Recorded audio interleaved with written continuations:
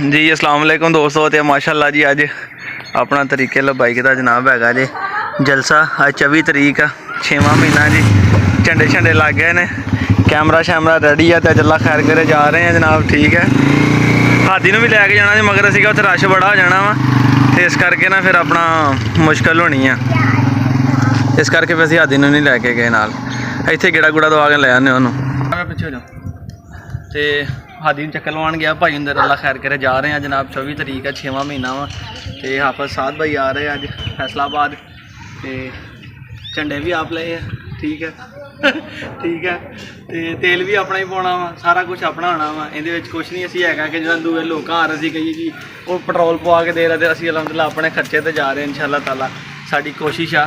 तो मेरी दोस्तों को रिक्वेस्ट भी है जनाब कि तरीके लो बाइक में सपोर्ट करो ताकि दीन का निज़ाम होवे, साडे मुल्क च इंसाफ कायम होवे। आ जिहड़े लोटे लाटे है सारे ठीक है, ये किते खब्बे सज्जे फारग होण। तो इंशाअल्लाह ताला मैं पिछली दफ़ा वोट भी 2018 का भी तरीके लो बाइक दिता सी। मैनूं फखर है इस चीज़ से और बड़ा कॉन्फिडेंस आ और अपने आप तो बड़ा कह लो कि खुशी होंदी है। तो रब का बड़ा शुक्र है कि मैं उन्होंने बंदियां शुमार होना जिन्हें पिछली दफ़ा भी।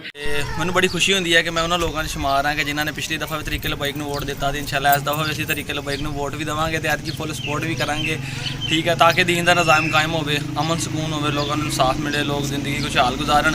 आ लोटियां लाटियां तो जान छुट जाए साडी, ठीक है।